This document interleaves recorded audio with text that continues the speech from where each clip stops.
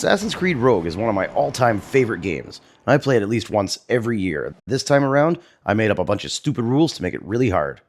So the rules for Shay in this run will be no blending, so I can't use any of the hiding spots provided. If I do end up in one, I must exit immediately. No tools, no weapons, no fists, and no killing. I can't use multi-counters or throw people off of stuff. Unarmed takedowns can only be used on required targets, and everybody else must be taken out in open conflict by being knocked down and stomped on. Oh, and no eagle vision or health upgrades. On board the ship, there's only one rule. Ramming only, baby. The rule doesn't count as broken if the action is required to progress the game. My name is Shay Patrick Cormac. This is my story.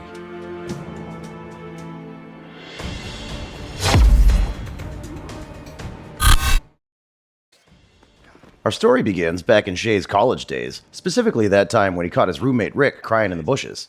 He talked him down and we ran back to the party where Captain Joe is really mad. All these guys here were passed out and there was no one there to help him draw dicks on their faces. I rush out to the first combat encounter and it actually went well. I learned I have to control my counters though. Disarming them arms me and multi-counters are all fatal. It's two things that we can't allow. Throw counter works great though. The real challenge was when I finally took over the ship because I'm not really very good at naval combat. I always just fully upgrade the ship so I don't have to be, and now I had to learn how to actually pilot this thing. Fortunately, these guys weren't too tough, and I may not be a great pilot, but I'm no amateur, so we got through on the first try and I'm off to start the game.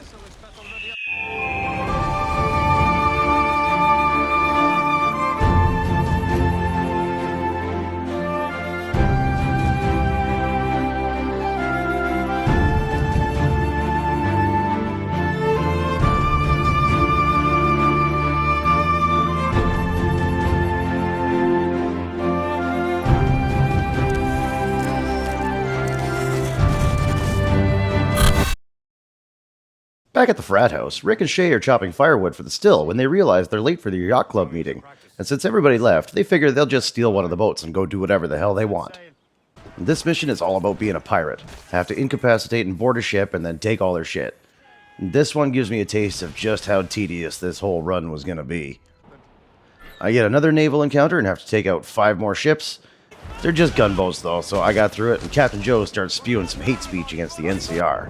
Ave Caesar. Captain Joe now tells us that Larry Washington is throwing a party and didn't invite any of us, so we come up with a plan to crash it. And this is actually one of my favorite missions, but since I can't hide, I'll have to find a new way to go.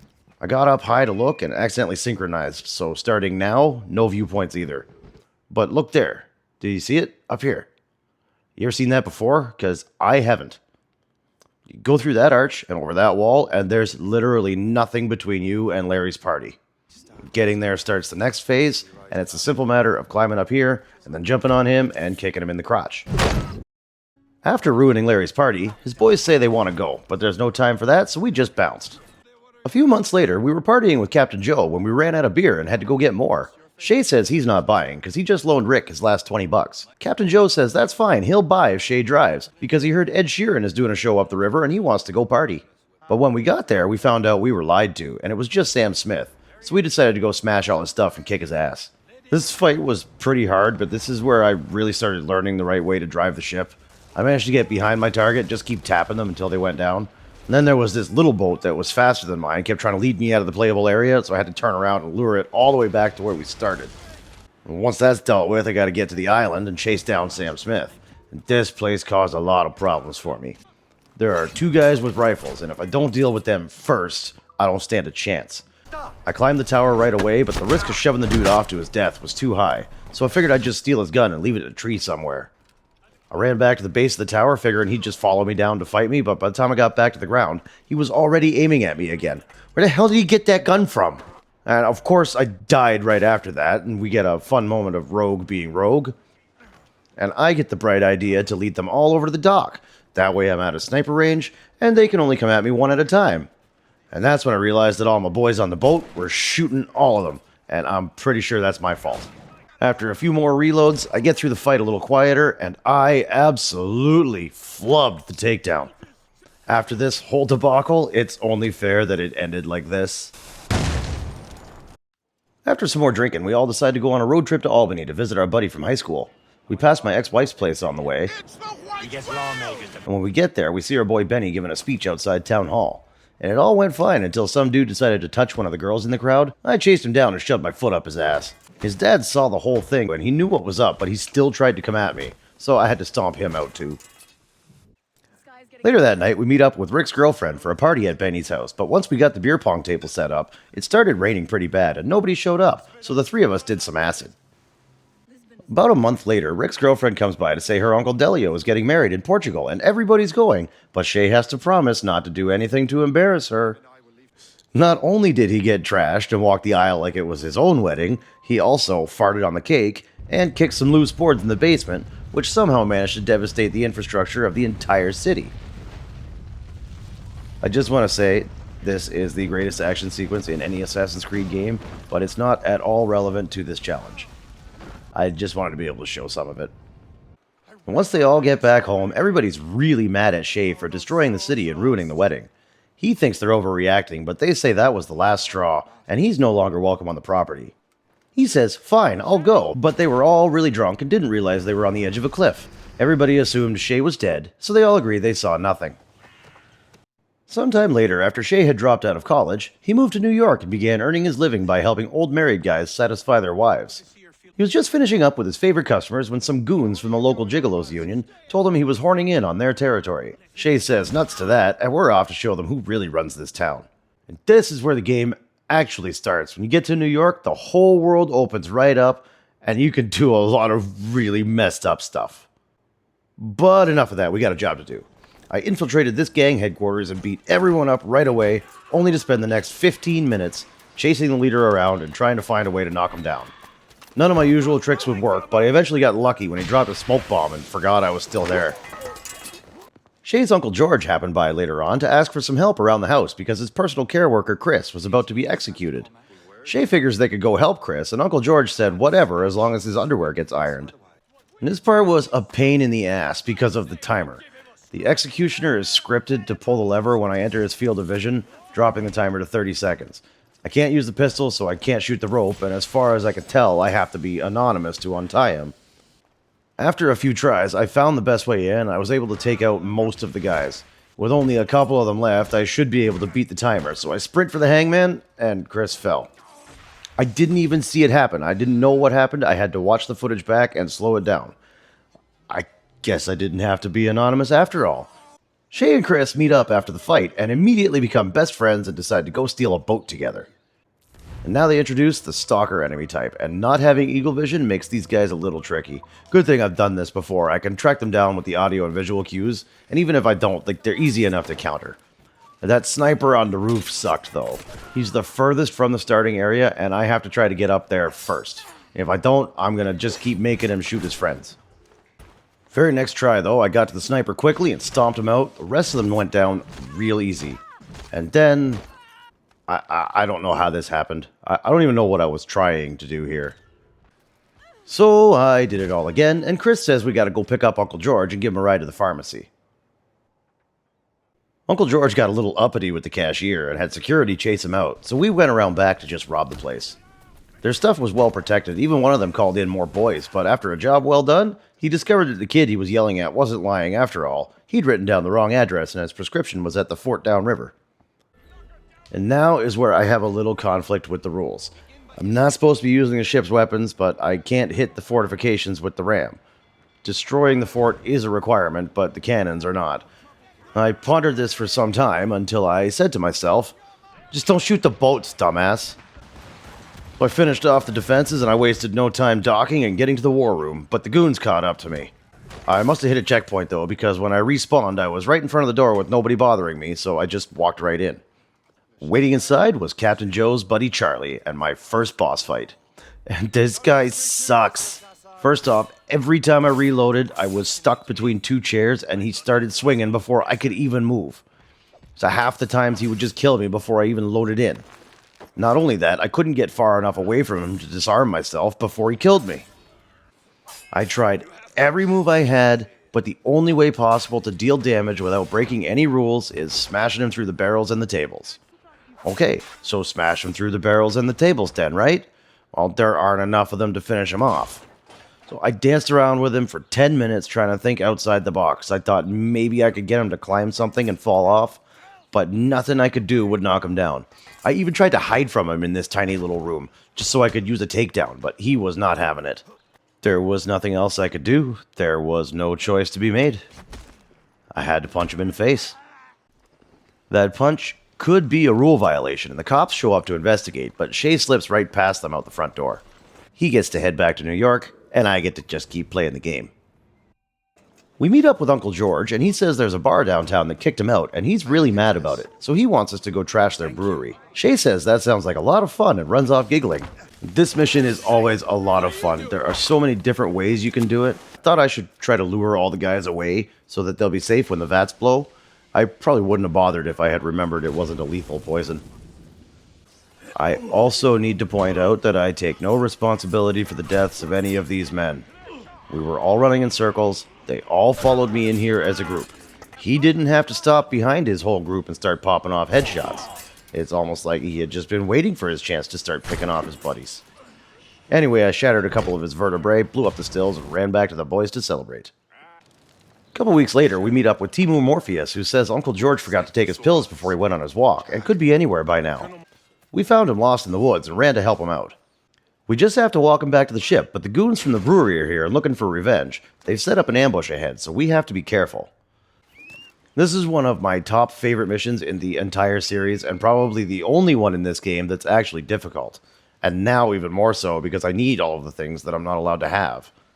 There are 9 riflemen in this area, and no weapons means no silent air attacks, and I just have to know where all the stalkers are ahead of time, because I can't use eagle vision.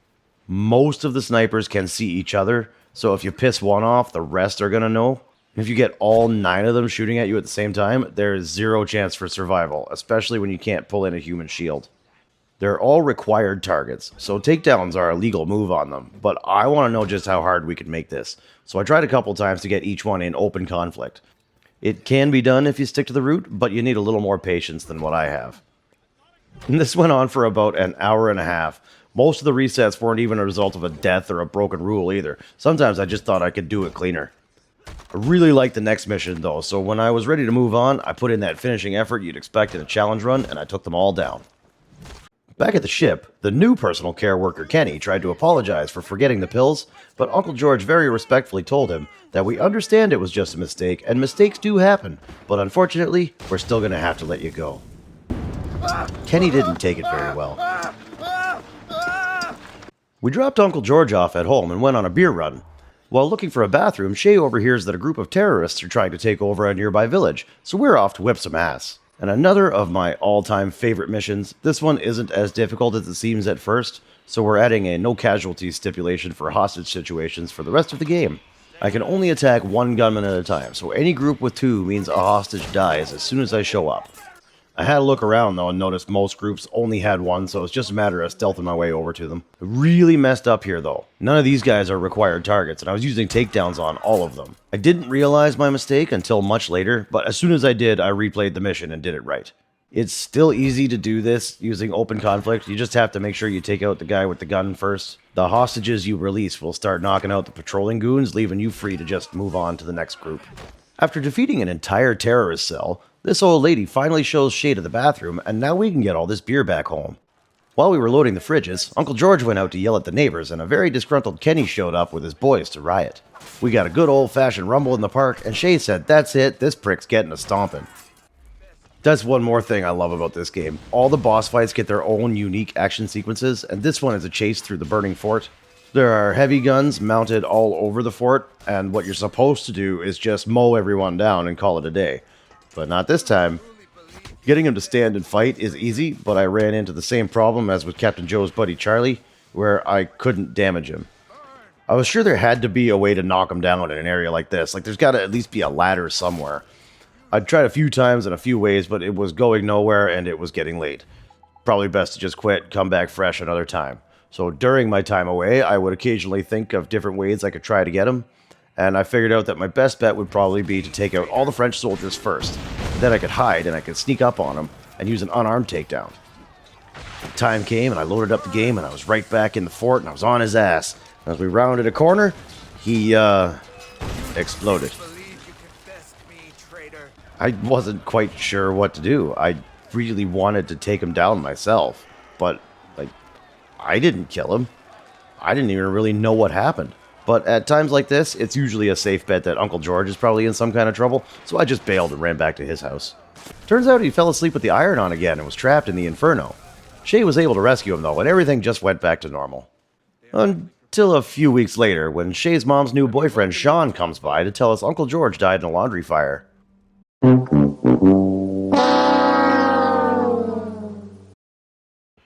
Now we have to go visit stupid Sean's stupid friend, but at least he lets us drive.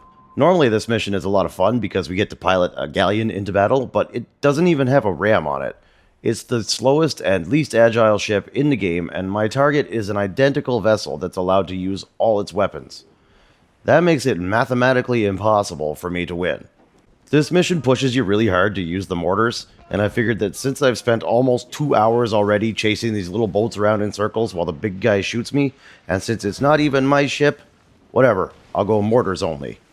Good thing I did too, because the next wave is all fire ships, and you can't ram fire ships.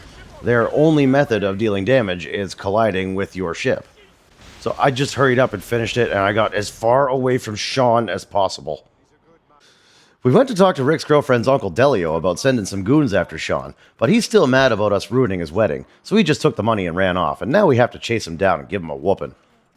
His ship isn't all that tough, but I ran into the same problem as before in that my ship is identical, but theirs has weapons. Up until now, this was also a no upgrades run. You can have ramming only, or you can have no upgrades, but you can't have both. And because of that, I have no upgrade materials stored up, so I had to do some pirating. This kind of sucked too, because the whole boarding process is boring and tedious without the charge attack, which is exactly what I'm trying to unlock by destroying these ships. We chased down Delio's ship again, and the new ram made all the difference. Instead of chasing it around in circles while taking mortar fire, we ripped it to shreds in 65 seconds, and I chased him onto land. I got him quick, and I got him with a ladder takedown.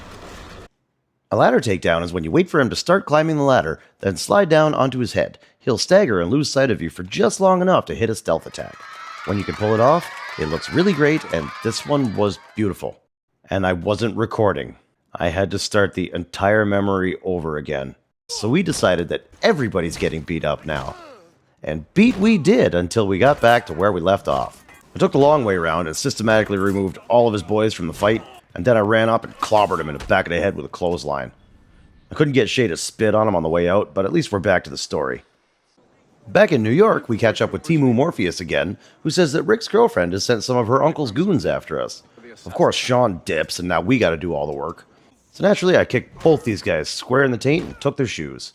The boys didn't have anything else planned for the day, so we figured we'd go do some property damage.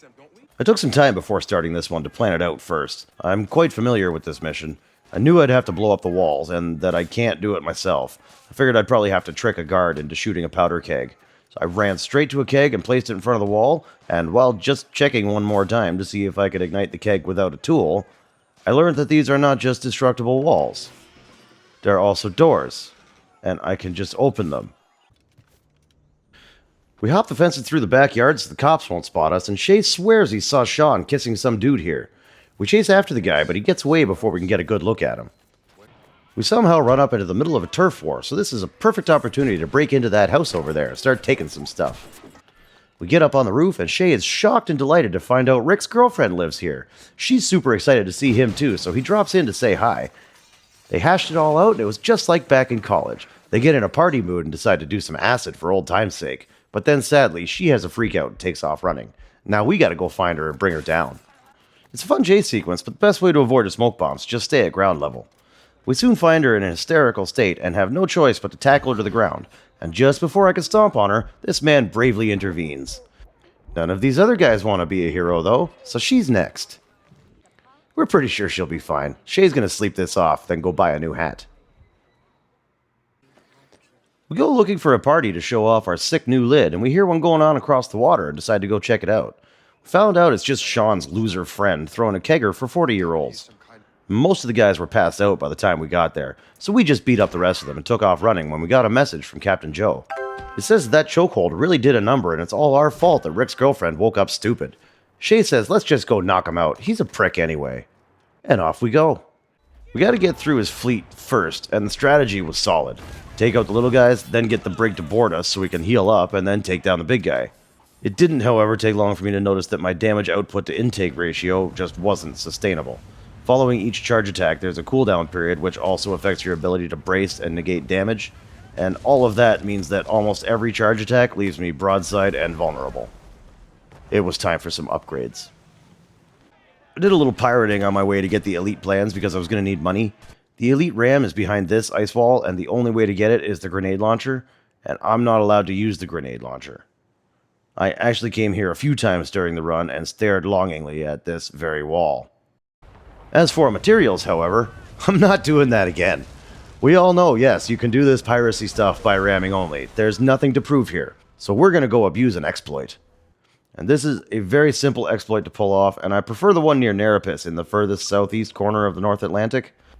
The whole world resets when you fast travel, so all you gotta do is repeatedly travel to any place with nearby loot. And here, when you load in, you just take a hard right and sail straight to the crates. You don't even have to get off your ship, and each trip only takes 34 seconds. About half an hour of that, and I had my new hull, and the final detour is over. It's time to end this.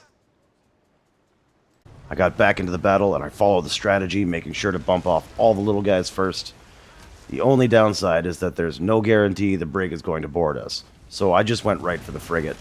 It was an epic battle with lots of great action in a beautiful blizzard out on the Atlantic Ocean.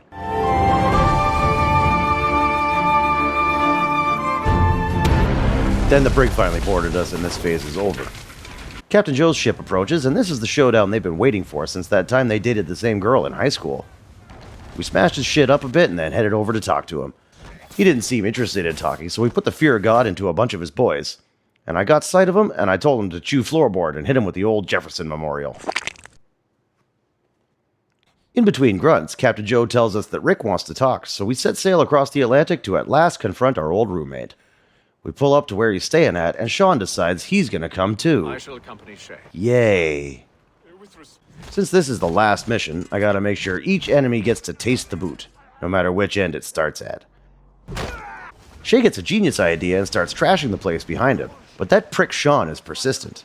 In the next part of the cave, I continue to prove that I meant it when I said everybody, and Sean continues to prove that he's a dickhead. We meet up with Rick, and he tells us he brought his lawyer with him, so Shay decides it's a good time to remind everybody of that $20 Rick owes him. This enrages Rick, who figures he won't have to pay a dead man, and opens fire. The gunfire set off an avalanche, so everyone's got to bounce now. We take off after Rick. He's still pretty fast. He was in college on a track scholarship after all, and Shay had some trouble keeping up. Shay does finally catch up, but in a 1 in a million freak accident that nobody ever could have seen coming, this tiny little chunk of ice they're standing on wasn't securely attached to this waterfall, and they fell. Shay reminded him that all he had to do was pay him back, and Rick starts laughing. He tells us that he never spent that $20, he's been using that same bill as a bookmark all these years. They have a good laugh, but Shay's got to get going.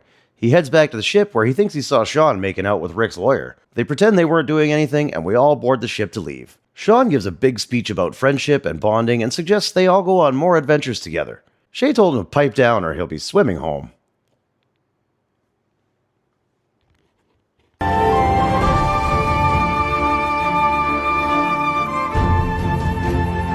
So that's the end of our story, and not quite the end of the challenge run. I did follow all the rules in Paris. I did eventually go and choke out Arno's dad. I would have tried to choke out Arno too, but I've tried to kill him several times before, and the game won't let me. Anyways, if you had fun, if you enjoyed the challenge, make sure you like, comment, subscribe, all that good stuff, but most importantly, stay crunchy. Goodbye.